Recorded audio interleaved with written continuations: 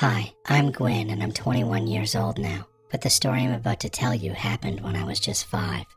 Back then, my family lived in a 2-story house that my parents rented. It was just me, my mom, my dad, and my mom's working student. We'll call her Mary. One afternoon, we were all in my parents' bedroom. I was busy playing games on my mom's phone while my parents decided to head downstairs for a snack. My dad asked, "Do you want to come with us?" I shook my head, eyes still on the screen. "Nope, I'll stay here," I replied. They didn't argue. They just let me be and closed the door behind them. A few minutes passed. I started to feel hungry, so I decided I'd head downstairs too. But when I walked to the door and tried to open it, it wouldn't open. I checked the doorknob. It moved, so I knew it wasn't locked. But I pulled again, and still the door wouldn't budge. I thought to myself, maybe Mary's holding it from the other side. We used to play little pranks on each other. This wouldn't be the first time. I called out, "Mary, please open the door." No response. "Mary, open the door, please." I shouted, now banging on the door. Still nothing. I let go of the doorknob for a second, catching my breath. Then, with all my strength, I pulled the door. It cracked open, just a little. And that's when I saw it.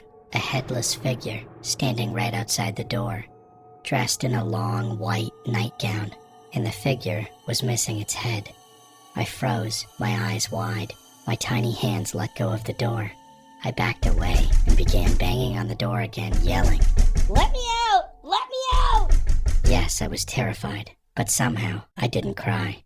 I tried to open the door again, and that's when I saw something even more disturbing. The headless figure was tying a big towel around the doorknob, looping it around the stair handrail. It was trapping me inside. Today, that might sound ridiculous, but 5-year-old me, I was panicking beyond belief. I pulled on the door again, with all my might, but it wouldn't move. The towel was tightening, and then the figure started walking toward me. I could see through the slightly cracked door that it was getting closer and closer, and I could see the stump where its neck should have been. I screamed and slammed the door shut. A few minutes later, I heard a voice calling out. It was Mary. She came from the living room and walked up the stairs, finding me trapped inside. She looked confused when she found me. "What happened here?" she asked. "The headless person," I said, my voice trembling. She stared at the towel tied between the knob and the handrail. "Gwen, did you do this?" I shook my head, frantic. "No, it was the headless person." She sighed. "Headless person? Gwen, those aren't real." I tried to convince her, begged her to believe me, but she didn't. She untied the towel and opened the door. I stepped out, still shaken, and scanned the hallway, expecting the figure to appear from around the corner, or maybe crawl down from the ceiling, but there was nothing. When I went downstairs, my parents were still eating. Did they not hear me? I ran to them and told them everything. They laughed. I eventually started thinking maybe I imagined it, just a child's wild imagination. A year later, when I turned 6, we moved into a new house, one that my parents owned. Mary graduated and moved away to become a teacher, and we didn't really keep in touch. Years passed, and that memory faded. But recently, we had a house deliverance, a cleansing, and ever since that happened, I haven't stopped thinking about that day.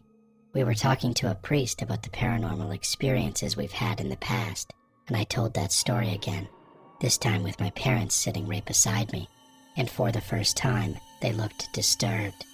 My parents admitted something. They told me that back in that same house, when I was just 3 years old, they'd seen something too. They said I had an imaginary friend back then, and one day they saw me eating something invisible, saying it was a food that my friend gave me. That was the moment that everything clicked. What if it wasn't my imagination? Some people might say, why would a ghost show up during the day? Or why would it lock a little girl inside a room? But if it was Mary playing a prank, wouldn't I have seen her, head slouching forward in that nightgown? But no, what I saw was a human figure, standing upright, with no head on top of its shoulders, and I don't think I imagined that.